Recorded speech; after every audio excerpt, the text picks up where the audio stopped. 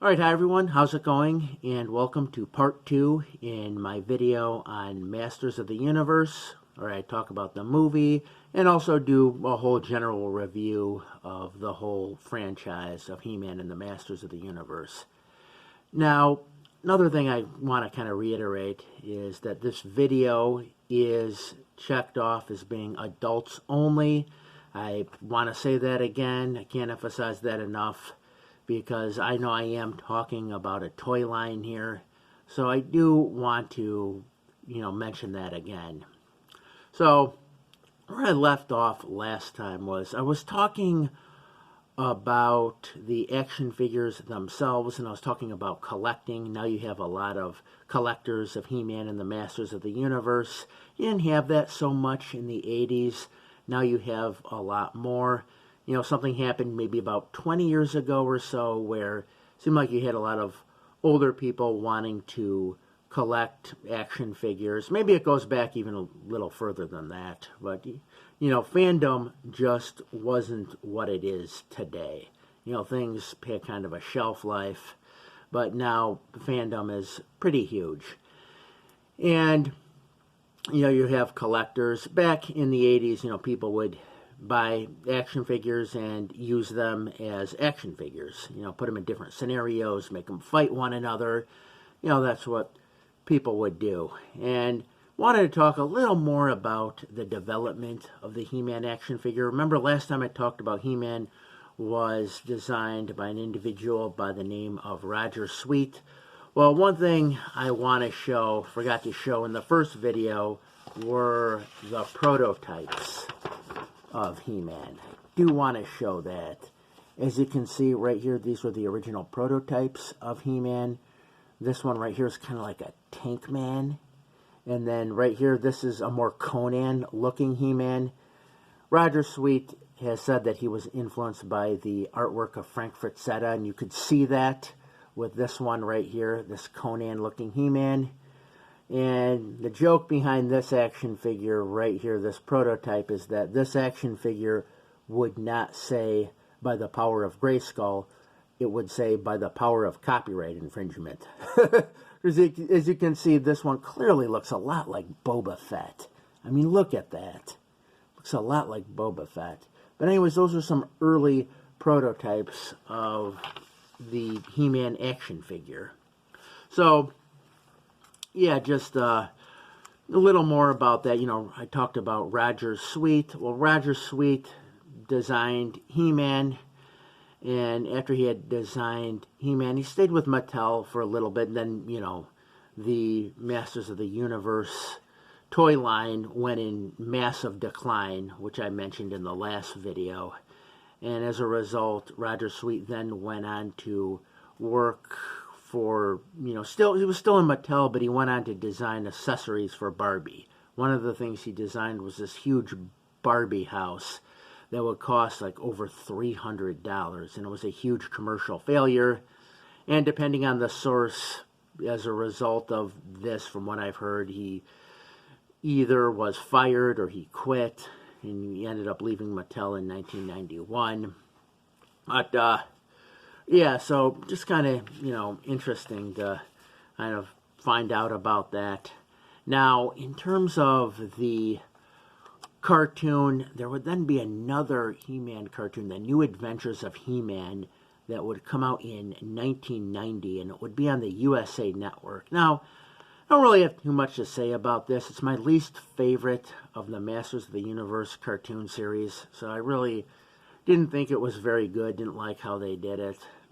I don't really, have too much to say on that version of He-Man and the Masters of the Universe. So after that, there was the 2002 He-Man and the Masters of the Universe. That was on Cartoon Network. That had kind of it wasn't anime, but it had almost like an anime look to it in a way. They had kind of mixed feelings from the fans. Some people didn't really care for the way the characters were drawn, the way the art looked. It didn't have the psychedelic feel that the original Filmation He-Man had. You know, because like I said, the original Filmation He-Man was like in the early 80s. They were still kind of doing that psychedelic kind of thing in animation. And, you know, by the time the 2002 series came about, didn't look like they were really doing that as much anymore. So, yeah, I did, you know, did want to mention that. But, anyways, one thing the 2002 He-Man and the Masters of the Universe series did have, though, is that it did kind of dive down into the origin stories. Now, it was only on for 2 seasons. Probably could have done more with that, but they did get into some of the origin stories. I don't remember all of them, but I do remember seeing the one on Skeletor and how Keldor became Skeletor. That was originally Skeletor's name. It was Keldor.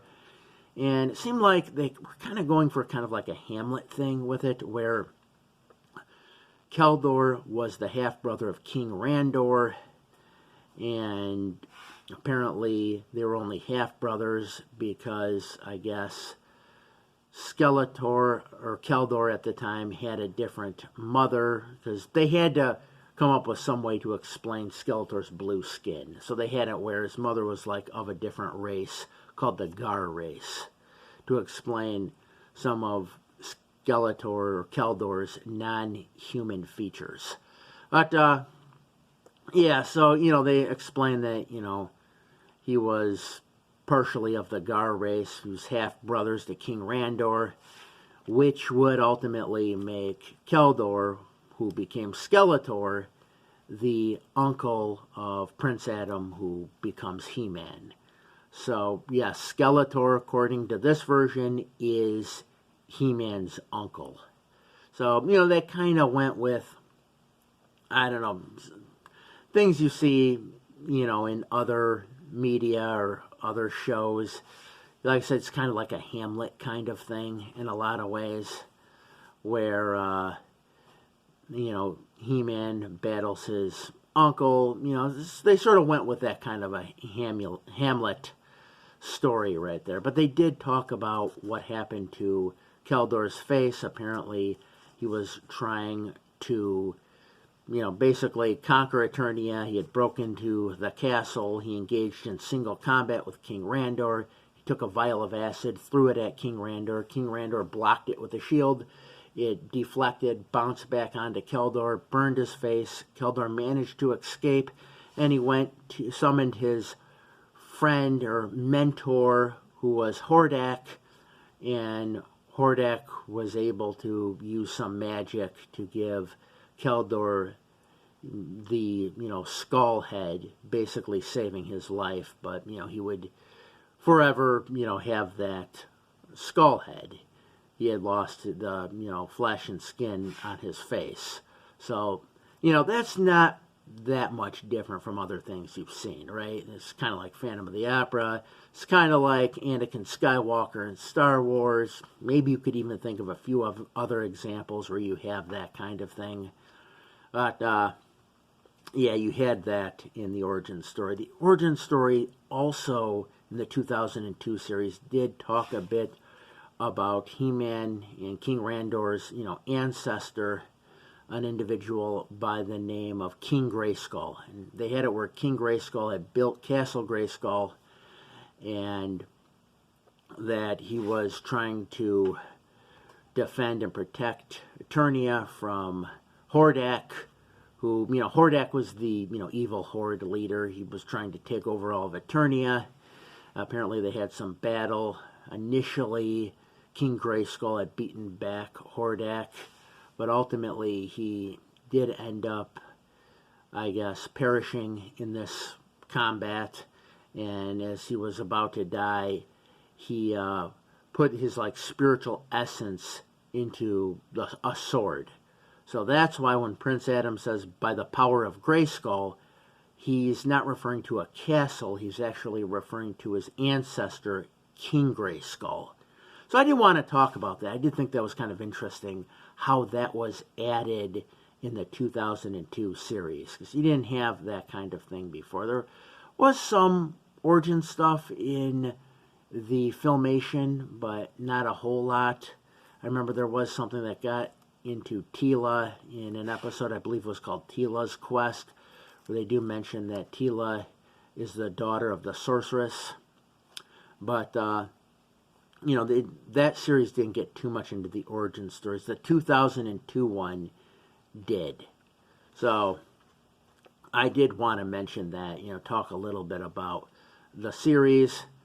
Now, another thing I do want to mention, and something that's been talked about a little bit lately, is the fact that Netflix is going to be making not one, but apparently 2 new He-Man series are going to be on Netflix. One of them was announced at PowerCon in California, and it was announced over the summer, last summer, that Kevin Smith would be at PowerCon, and he had a huge announcement to make. Well, his huge announcement was the fact that he was going to be executive producing a whole new Masters of the Universe series. So I thought, yeah, that's interesting. And I thought about that a little more. I'm not a huge fan of Kevin Smith films. I, like listening to him on podcasts. I think he has some very interesting ideas. I frequently will click on a Kevin Smith podcast, whether he's on Joe Rogan, and I'll be like, okay, I'll listen to this for 5 minutes. I end up listening to all 3 hours of it. I mean, he has a lot of interesting things to say and a lot of different subject matter. However, when it comes to his movies, I know a lot of them tend to be kind of like romantic comedies. I was never really too big into them. They're like romantic comedies. I guess Clerks could be said to be kind of revolutionary to some degree, because it did kind of deal with people talking about, different fandom and Star Wars. You didn't really have that kind of thing in 1994 when it came out. You didn't really have that much of that. So it really got into that. And now you have a lot of it. You didn't really have a lot of that at the time. It's kind of all over the place now, people talking about it on podcasts and on YouTube channels. But in those days, you didn't have those platforms.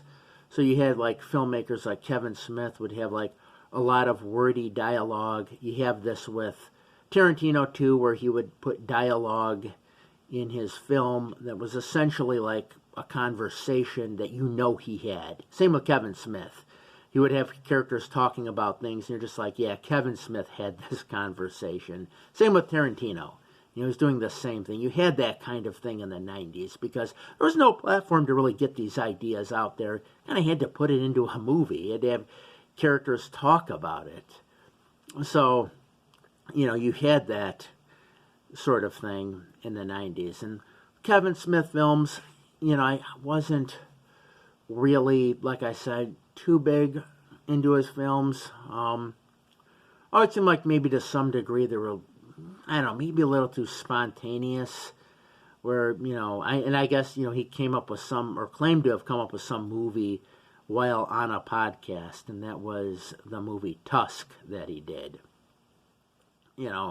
So, yeah, I'm not a huge fan of his films. However, like I said, I could listen to him talk on podcasts all day long, But, anyways, yeah, it's kind of interesting. I know the animators are going to be the people who did the Castlevania series. So I think that's kind of a little more anime-like type animation.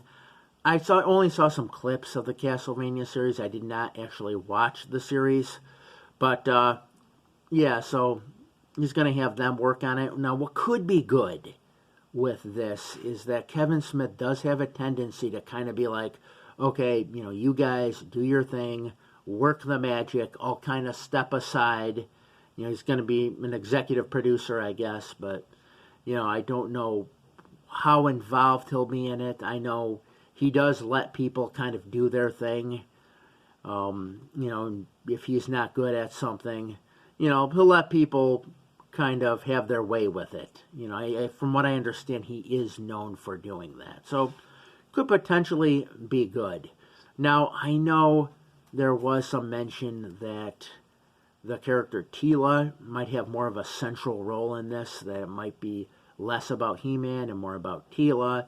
There were some good episodes in the original series. Teela's quest, maybe that's why he wants to explore that more. He wants to explore the character. Some fans don't like that.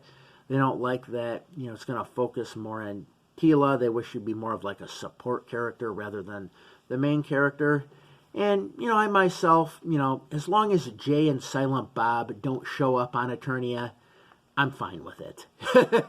Just as long as he doesn't have Jay and Silent Bob show up on Eternia. That's what I have to say about that. It could still be a great series. I have no problem if they want to make it about Teela or whatever. I'm fine with that. No Jay and Silent Bob, not on Eternia.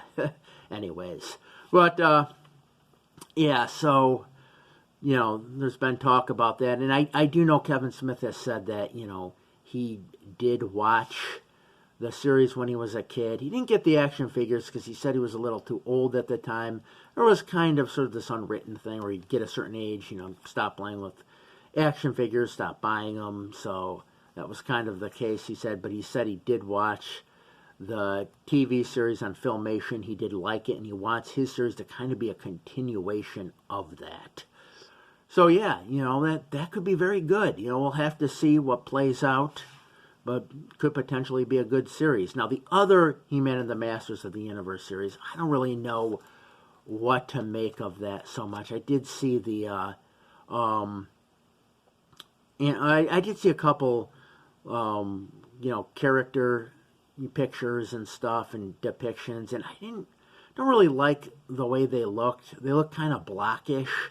I'm not really too big into that kind of animation, so much that real blocky kind of animation. I mean, maybe they'll make it work, maybe it'll be cool. It just looked like the characters were very kind of out of proportion in terms of, how they looked anatomically. Like, very out of proportion, longer arms or longer, certain body parts were longer than they should have been. It was like stylized in a certain way, but I don't know that I'm too crazy about that kind of animation. Maybe the Kevin Smith one, though, like I said, will be great, because at PowerCon, he did lay out some pretty cool ideas. He said he wanted to explore Skeletor a little more.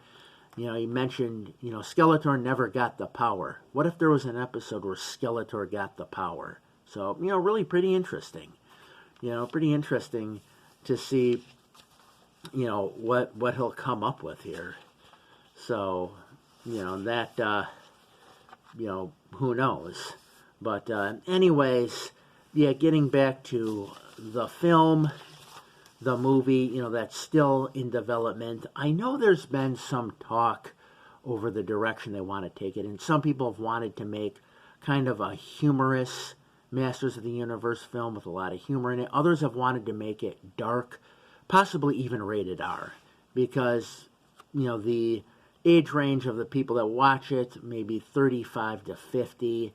Why not just make it rated R and go all in that direction? Because then you could get in this area where, kids don't like it because they don't recognize the product, and adults don't want to see it because they think it's too juvenile, too much for kids. So, Dark Crystal was that way, and that's why Dark Crystal didn't do as well as it should have done. And I mentioned that in the video I did on that. But, yeah, just, who knows? I know in terms of making kind of a dark He-Man, there have been some pictures, but I do know, another thing I want to mention, there was even some talk of kind of making Masters of the Universe kind of like Guardians of the Galaxy. I know one of the directors kind of wanted to take it in that direction. That could be good. Who knows? That could be a good version of Masters of the Universe. But as far as like a dark version of it, there was some concept art that was done by an individual by the name of Paul Gerard. And Paul Gerard had done some concept art. I have some of it right here. Paul Gerard had done concept art for the Hellboy reboot. And you got to see this concept art. I mean, it really looks cool. Here's a picture he did of Man-at-Arms. I mean, look at that. It kind of really has, really has the look you kind of would want to see with a Masters of the Universe film. I mean, look at this. It's kind of, you have the futuristic element. It looks futuristic. At the same time, it kind of looks medieval, the way he's dressed. So it's kind of like that combination of sci-fi and fantasy, in the movie. So that's why I think this has great potential. I mean, this is some cool art there, isn't it? And look at how he did that. And wait till you see this. This is how he envisioned King Hiss to look. King Hiss was one of the snake people, the king of the snake people. He came up with these, like, plastic parts that went on his body that could come off, like his face. So he was sort of disguised as a human, but then underneath he was comprised of snakes. So there's King Hiss. I mean, look at that. Again, really cool art. And wait until you see Skeletor. I mean, here's some of the concept art that he made for Skeletor. I mean, look at that. You could see right here that this has the potential of being something special, this Masters of the Universe film. I mean, this could be one for the ages if done right. I mean, look at that. He did a few of Skeletor. I only have 2 of them here, but he did a few pictures for Skeletor. Here's another one. Now look at this one. I mean, this is real menacing. Look at that. Skeletor. You can kind of see on the head, there still looks like there's some flesh, but at the same time, you can still see the skull. Kind of interesting how he did that. And over here, you have Manny faces. Kind of a different reimagining of Manny faces. And then right here, He-Man. I don't know if He-Man looks too different. Maybe a little bit. But yeah, those are just some concept art that Paul Gerard had done. Like I said, he had done the concept art for Hellboy. I saw another thing he had done for Mer-Man, I believe it was, and I really liked the way he did Mer-Man. He made Mer-Man look very Lovecraftian. It just looked like, something right out of a H.P. Lovecraft story. So I really like what he brought to that character, because I know, Hellboy kind of does have a Lovecraft influence, but yeah, he made Mer-Man look very Lovecraftian. I don't have that picture. I wish I did. But, yeah, so that's my video. I wanted to talk about He-Man and the Masters of the Universe, kind of talk about the film, why I think it could potentially be great, talk about the new animated series that are going to be on Netflix. So, yeah, there's just a lot to it, and I wanted to talk about it. And again, if you want to purchase any of my art prints, please feel free to click the link below. That will take you right to my Etsy shop. So if you watch this video, as always, I thank you for watching. Have a good night.